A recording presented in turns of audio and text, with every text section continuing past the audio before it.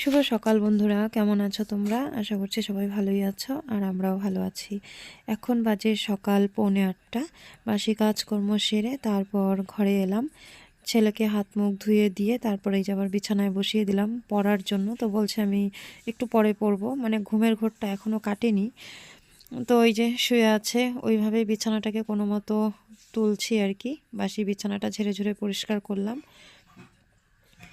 তো এখন রান্নাঘরে যাব, ভাত বসিয়ে এসেছি। আজকে একটু তাড়াতাড়ি ভাত রান্না করছি। সমুদ্রের পাপা ফৌজি ক্যাম্পে কাজ নিয়েছে, তো 8:30টার মধ্যে বাড়ি থেকে বেরিয়ে যায়, আবার ওখানে 9টার মধ্যে ঢুকতে হয়, 4:30টার মধ্যে বেরিয়ে যেতে হয়। তো এত দূর থেকে গিয়ে সময়টা একটু কম হয়ে গেলে তখন আবার মানে লস হয়ে যাবে। তো যাই হোক, সকাল সকাল একটু রান্না করে দিলে খুব খুব একটা বেশি তো খাওয়া যায় না এত সকালে, কিন্তু তারপরেও মনের শান্তির জন্য আর কি। তো এই যে বাসি তরকারি ছিল, সেটা দিয়ে ওদের বাপ ছেলেকে দুজনকে দিয়ে দিলাম খেতে।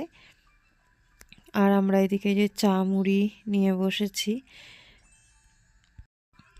সমুদ্রর এটা একটা অভ্যেস, খেতে পারুক আর নাই পারুক, ওর পাপা যখন সকালবেলা আর কি চা খায় কিংবা ভাত খায় তখন ওর পাপার সঙ্গে বসে। আমার সঙ্গে কোনো দিনই না, আমি যখন ওকে খাইয়ে দিই তখনই আর কি। তাছাড়া এমনি আমি খেতে বসলে কখনো আমার সামনে যায় না।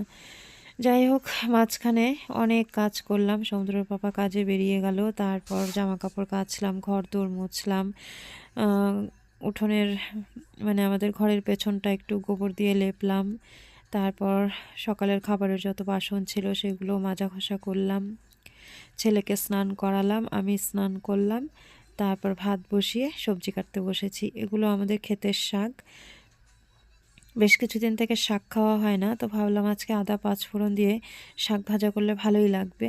তো খিদে পেয়ে গেছে, সেজন্য একটু চা বানিয়েছি। তো ছেলে আবার আমার সঙ্গে চিড়ে ভাজা নিয়ে একটু বসলো খেতে, ওরও খিদে পেয়েছে, ওকে এখন টিউশন পাঠাবো।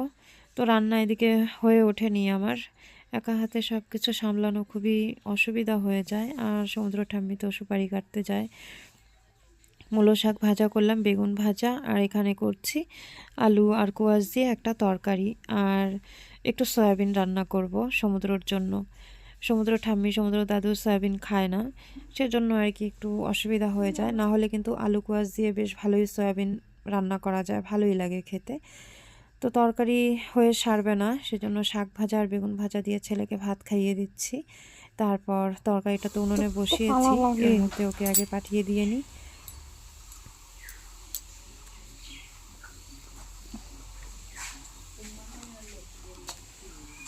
আগাও কি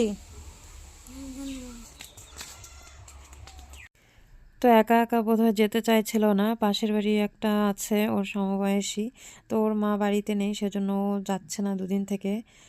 সেজন্য আর কি আমার ছেলেও একটু কিন্তু কিন্তু করে, যেতে চায় না। যাই হোক, আমার রান্না কমপ্লিট। এই যে উনুনে ভালোই আঁচ আছে, সেজন্য এই যে একটু হাঁড়িতে করে গরম জল বসিয়ে রাখলাম। এখন সন্ধ্যাবেলা, সমুদ্র টিউশন থেকে এসছে আর ওর পাপাও কাজে থেকে চলে এসছে, সমুদ্রের জন্য নিয়ে এসছে কমলা। তো খাচ্ছে, আর টক না মিষ্টি বুঝতে পারছি না, চোখ ঠোক বন্ধ হয়ে যাচ্ছে খেতে খেতে। তো ওকে জিজ্ঞেস করলাম যে টকের জন্য কি চোখ বন্ধ হয়ে যাচ্ছে? তো বলছে না, মনে হয় মিষ্টি। আমরা এখনও খাইনি, ওকেই প্রথমে একটা দিলাম। অরেঞ্জ বলতি?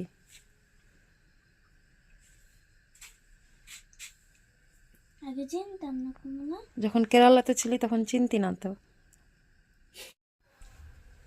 এই যে একজন এখন আসলো, 6:30 বাজে। এখন আসলো নাকি একটু আগে আসলো?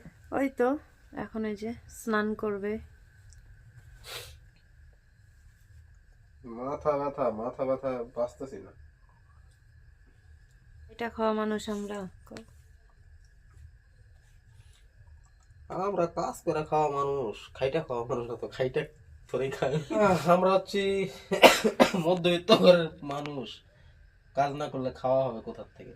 কাজ তো করতেই হবে। আসলাম এখনই কাজের থেকে, ঠান্ডা লাগতেছে, চান তো করতেই হবে, তো লাভালি মাথা ব্যথা করতেছে প্রচন্ড।